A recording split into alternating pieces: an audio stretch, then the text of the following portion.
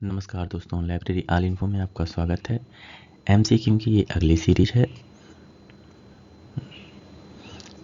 हर एक सीरीज में 10 क्वेश्चन कराया गया है। 10 क्वेश्चन में जो आपके 4 ऑप्शन हैं, चारों ऑप्शन को विस्तार पूर्वक समझाया गया है।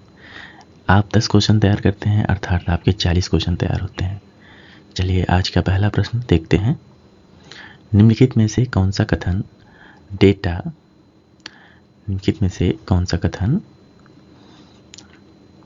डेटा, सूचना और ज्ञान में सही अंतर करता है? देखिए, data and information are tangible, knowledge is intangible. Data और सूचना मूर्त ज्ञान है, ज्ञान अमूर्त है। अगला ऑप्शन है ज्ञान मूर्त है, ये तो गलत है। डेटा, सूचना और ज्ञान सभी मूर्त उत्पाद हैं, ये भी गलत है। सूचना अमूर्त है, ये भी गलत है। आपका पहला ऑप्शन सही है। चलिए व्याख्या देखते हैं। डेटा और सूचना मूर्त ज्ञान है।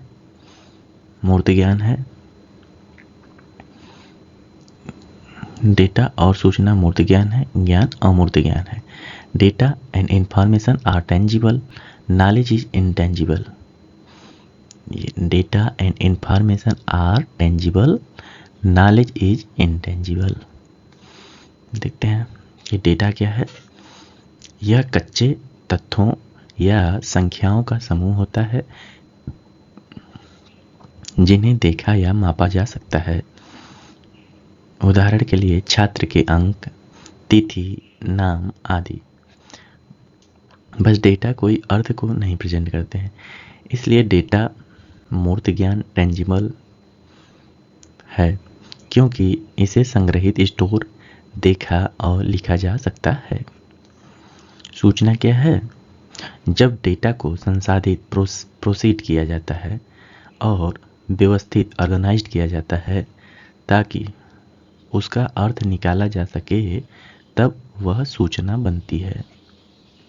उदाहरण, कक्षा के औसत अंक 75% है। ये क्या है? सूचना है।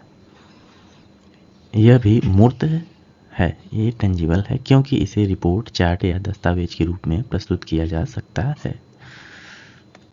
चलिए, अब नॉलेज क्या है? जब सूचना का उपयोग अनुभव, एक्सपीरियंस, विश्लेषण, एनालिसिस और समझ, अंडरस्टैंडिंग के साथ किया जाता है तो वह ज्ञान नॉलेज कहलाता है। उदाहरण, औसत के अंक 75% है। इसका अर्थ है छात्रों का प्रदर्शन अच्छा है। ज्ञान अमूर्त कैसे है? होता है क्योंकि यह व्यक्ति के मस्तिष्क, अनुभव और सोच में रहता है। इसे सीधे देखा या छुआ नहीं जा सकता। देखिए, एक हम उदाहरण ले लेते हैं। डेटा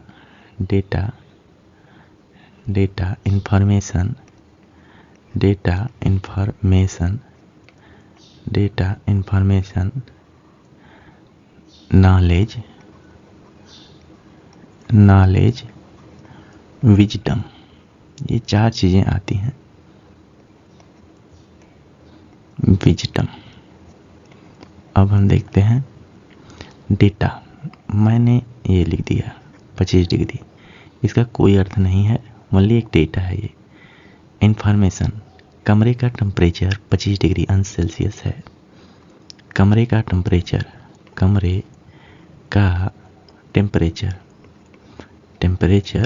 25 डिग्री सेल्सियस है, तो यह क्या है? तो यह इंफॉर्मेशन है। ठीक। अब नॉलेज क्या है? 25 डिग्री सेल्सियस में यह कमरे का टेम्परेचर हमारे अनुकूल है। 25 डिग्री सेल्सियस में हम अनुकूल महसूस करते हैं। अनुकूल महसूस करते हैं। ठीक है, ये क्या है? महसूस करते हैं। ये आपका हो गया नॉलेज। अब देखिए, विजडम क्या है? विजडम, जब हम नॉलेज के बेस पे कोई निर्णय लेते हैं तो वो विजडम होता है। जैसे हमें वह उपकरण लेना है, हमें वह उपकरण लेना है, वह उपकरण लेना है, उपकरण लेना या लगाना है, लेना है, जो कमरे का टेम्परेचर, जो कमरे का टेम्परेचर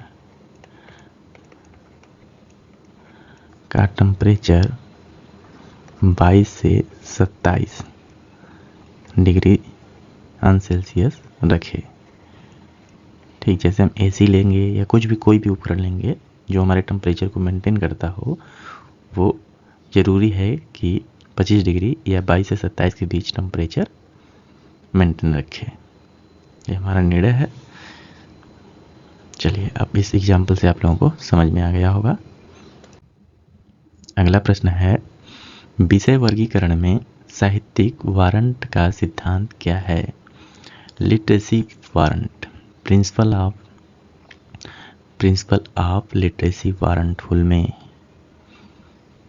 जिसे हुल्मे ने दिया है इन सब्जेक्ट क्लासिफिकेशन। अब देखते हैं, प्रकाशित साहित्य की उपलब्धता की परवाह किए बिना विषयों को शामिल किया जाना, ये गलत है। साहित्य की मात्रा पर विचार किए बिना विषयों को वर्णानुक्रम में सूचीबद्ध किया जाना, ये भी गलत है। वर्गीकरण प्रकाशित कार्यों की बजाय नियमों के महत्व पर आधारित होना चाहिए, ये भी गलत है।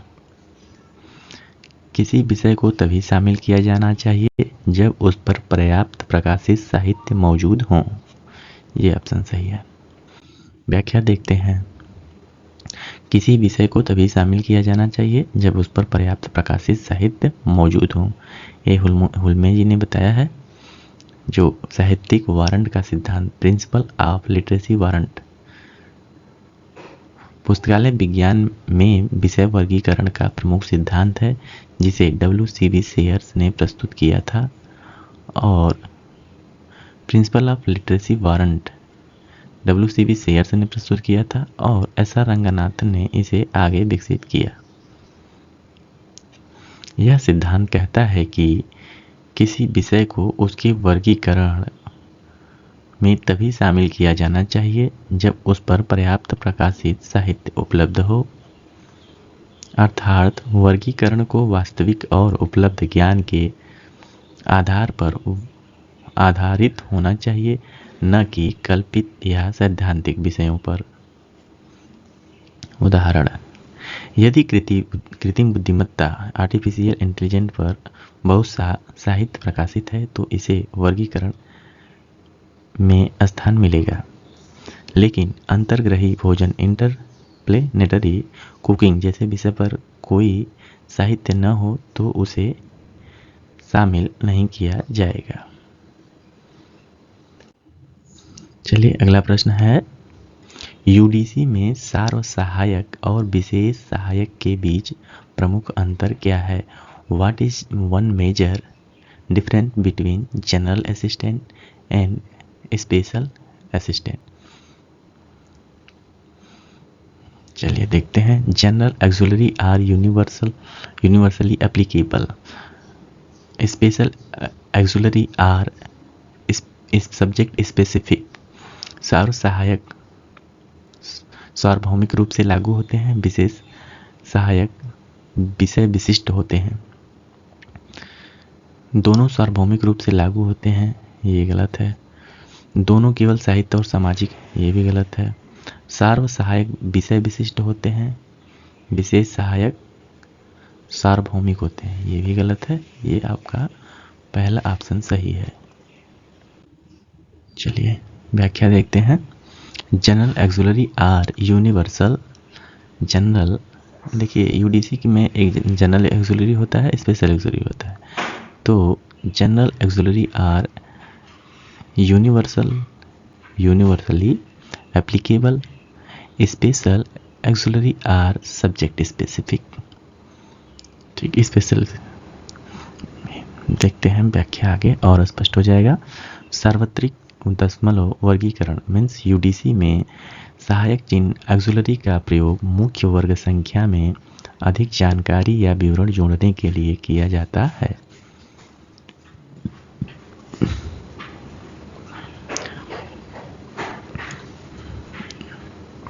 इनके दो प्रकार होते हैं, एक जनरल ऑक्सिलरी होता है और एक स्पेशल ऑक्सिलरी होता है।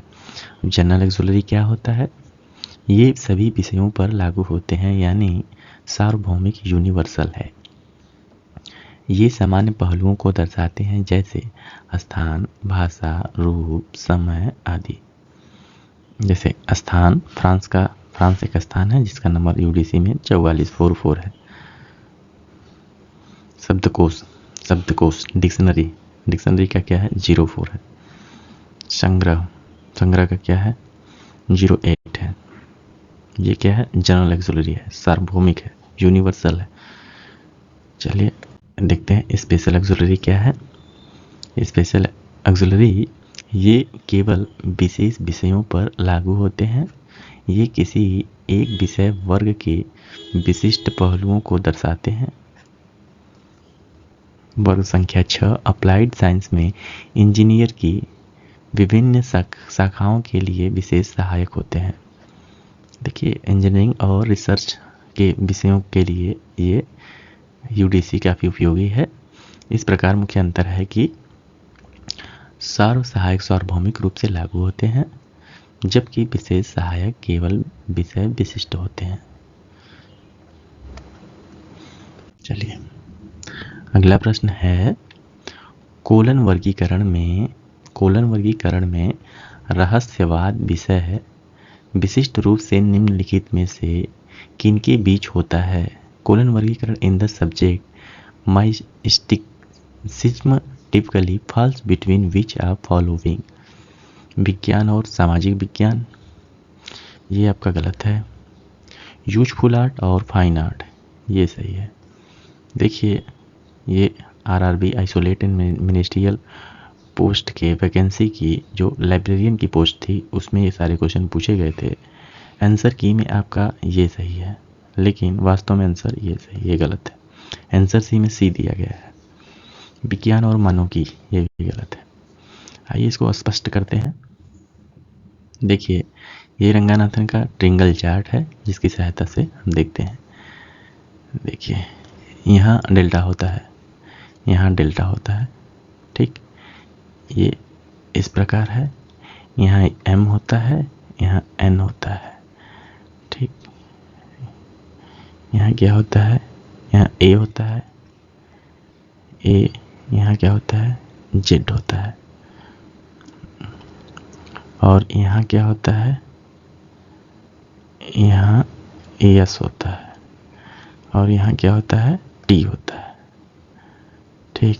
अब देखिए यहाँ अर्थात a से लेके m तक क्या आएंगे? a से लेके m तक आपके साइंस के सब्जेक्ट हैं, a से लेके m तक साइंस के सब्जेक्ट हैं। और देखिए m और n इन दोनों के बीच में क्या है? यही है माइस्टिसिज्म एंड स्पिरिचुअल एक्सपीरियंस। देखिए m और n इन दोनों के बीच में यही है। इस चार्ट से स्पष्ट होता है कि ये m और n, m क्या है? m क्या है? यूजफुल आर्ट होता है। m क्या है? Useful art. n क्या है? फाइन आर्ट, ठीक। तो आपके जो स्पिरिचुअल सब्जेक्ट हैं m और n के बीच में आते हैं। इस चार्ट से स्पष्ट हो रहा है। चलिए अगला प्रश्न देखते हैं। निम्नलिखित में से कौन सा ISBD इंटरनेशनल स्टैंडर्ड बिब्लियोग्राफिक विवरण के 8 क्षेत्रों में से एक नहीं है? कॉपीराइट, देखिए सीरीज एरिया आता है, नोट एरिया आता है, एडिशन एरिया आता है, एक कॉपीराइट नहीं आता है। चलिए देखते हैं ISBD में 8 क्षेत्र कौन कौन से हैं? ये कॉपीराइट नहीं आता है। देखिए, ISBD international standard bibliographic description is a set of rules prepared by IFLA। ये IFLA के द्वारा 1971 में दिया गया था। IFLA के द्वारा 1971 में दिया गया था to ensure uniform bibliographic record across library worldwide. It defines 8 specific area for describing a bibliographic item like book, journal or report. ये देखते हैं, ये देखिए 8 एलिमेंट्स कौन कौन से हैं। 8 एरिया ऑफ ISBD डिस्क्रिप्शन। देखिए पहला क्या है, देखिए यहाँ नंबर है, ठीक, ये एरिया नेम है और ये डिस्क्रिप्शन है। तो पहला है टाइटल, पहला है आपका title and statement of responsibility area, जिसमें क्या रहता है, टाइटल रहेगा, सब टाइटल रहेगा, ऑथर रहेगा, एडिटर रहेगा, ठीक है। अब दूसरा क्या है, एडिशन एरिया। दूसरा एडिशन एरिया में एडिशन स्टेटमेंट इन एग्जाम्पल में सेकेंड एडिशन है, थर्ड एडिशन है, इन सबको लिखा जाता है। तीसरा क्या है, मटेरियल और टाइप ऑफ रिसोर्स इस स्पेसिफिक डिटेल।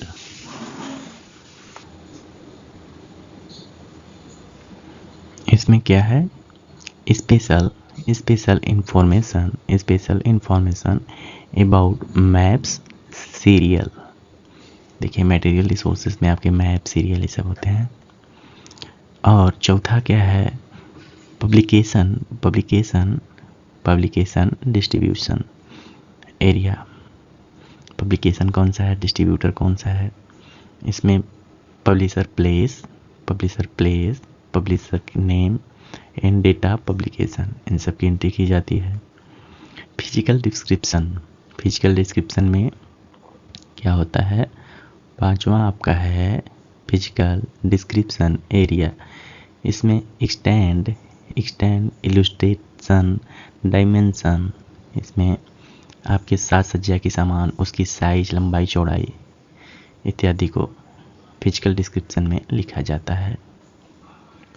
चलिए अगला है, छठवां आपका है सीरीज एरिया में क्या होता है, information about the series title.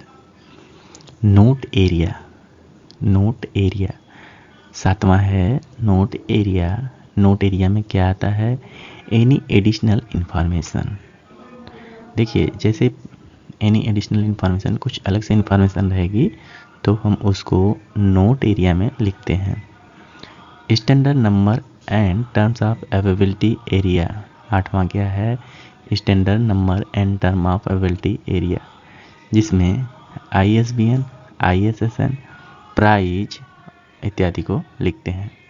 देखिए ISBN, ISSN, प्राइज etc किस में आता है, आठवां में, standard number and term availability area इसमें आएगा।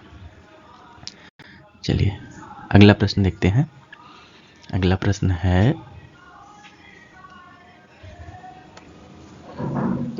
वर्णानुक्रम विषय अनुक्रमण की शुरुआत कब और अधिक व्यापक और व्यवस्थित हो गई? 15वीं शताब्दी में, 21वीं शताब्दी का आरंभ अभी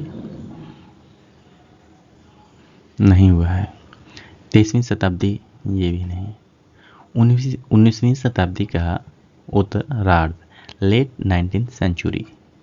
यही आपके ऑप्शन सही है। व्याख्या देखते हैं। वर्णानुक्रम विषय अनुक्रमण ये क्या है, यह वह प्रणाली है जिसमें किसी पुस्तक या दस्तावेज को वर्णानुक्रम alphabetical form A to Z में व्यवस्थित किया जाता है ताकि जानकारी आसानी से खोजा जा सके। हालांकि विषयों को वर्णानुक्रम में रखने की परंपरा बहुत पहले से थी, लेकिन यह 19वीं शताब्दी के उत्तरार्ध में अधिक व्यवस्थित और व्यापक हो गई। यह समय चार्ल्स सेमी कटर ने रूल्स फॉर डिक्शनरी कैटालॉग में 1876 में प्रकाशित की, जिसमें वर्णानुक्रम विषय प्रविष्टियों अल्फ़ाबेटिकल सब्जेक्ट एंट्री के लिए स्पष्ट नियम बनाए गए। यह ग्रंथ सूचीकरण और अनुक्रमण के क्षेत्र में आधुनिक युग की शुरुआत मानी जाती है।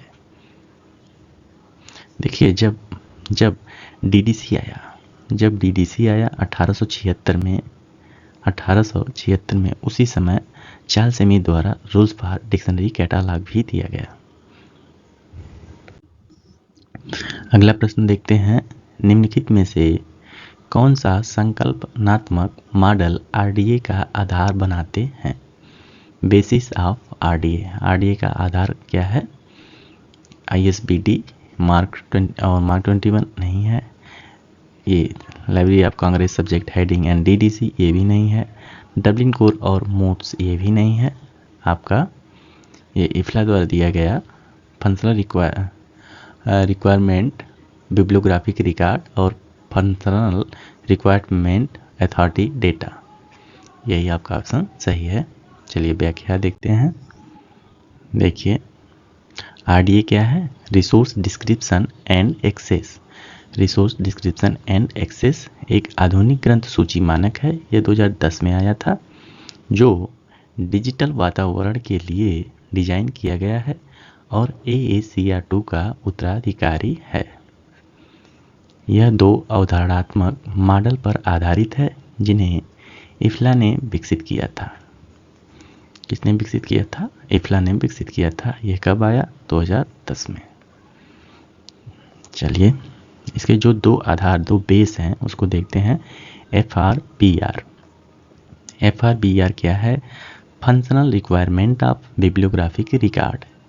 यह उपयोगकर्ता केंद्रित मॉडल है, जिसमें 4 प्रमुख इकाइयाँ होती हैं: वर्क, एक्सप्रेशन अभिव्यक्ति, प्रकटन मैनिफेस्टेशन, वस्तु आइटम, जो ग्रंथ सूची संसाधनों का वर्णन करती है।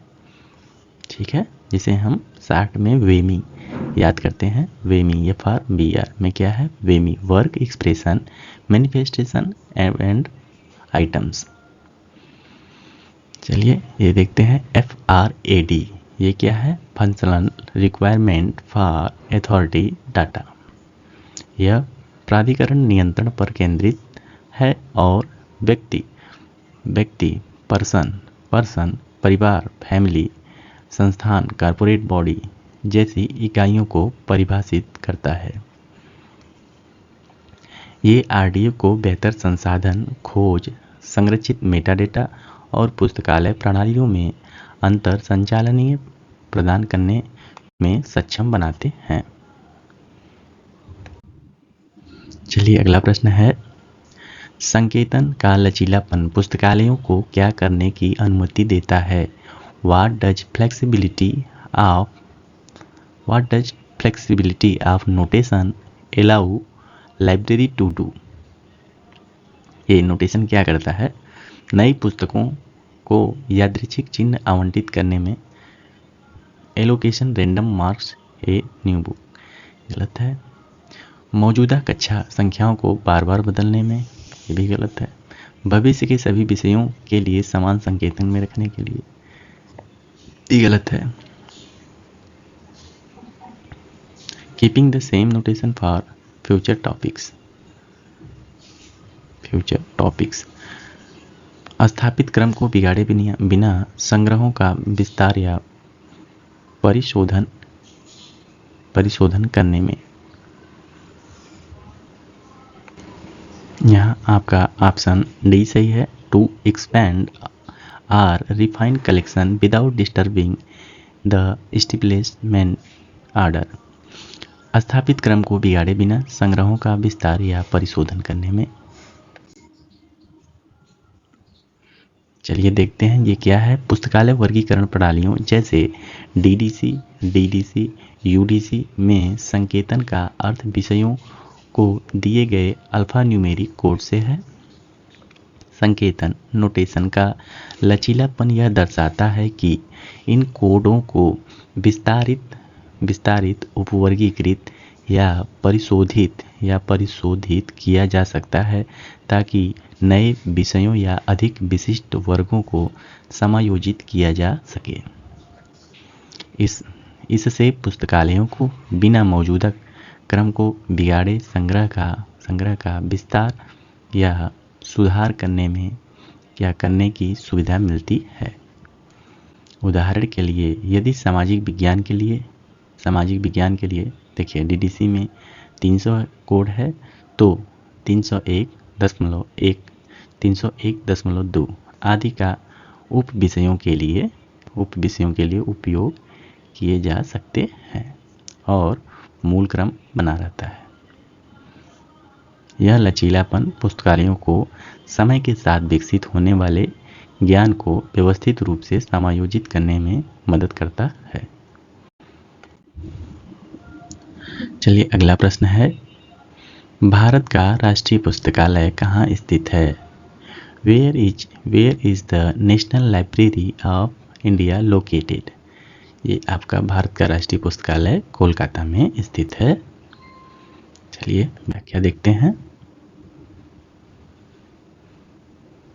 National library of India Bharat का राष्ट्रीय पुस्तकालय यह भारत का सबसे बड़ा और प्रमुख पुस्तकालय है। इसका उद्देश्य राष्ट्रीय स्तर पर ज्ञान का संग्रह करना, संरक्षित करना और जनता को उपलब्ध कराना। ये है कहाँ? ये स्थान इसका है नेशनल लाइब्रेरी कोलकाता पश्चिम बंगाल में स्थित है। यहाँ पश्चिम बंगाल में स्थित है। इसका पता है बेलवेडेयर स्टेट, अलीपुर, कोलकाता, वेस्ट बंगाल। चलिए आज का अंतिम प्रश्न है, निम्नलिखित में से कौन सा एक सूचना साक्षर व्यक्ति के लिए आवश्यक विशिष्ट कौशल या क्षमता नहीं है? आवश्यक विशिष्ट कौशल या क्षमता नहीं है। सूचना का पता लगाने, खोजने और उस तक पहुंचने की क्षमता, पुस्तकालय संग्रह विकास पर ध्यान केंद्रित करने की क्षमता, सूचना के स्रोतों की प्राप्ति स्वीकार करने की क्षमता, ability to accept source of information, सूचना आवश्यकताओं को पहचानने, परिभाषित करने की क्षमता। चलिए पहला भी ऑप्शन गलत है, ऑप्शन नंबर डी सही है।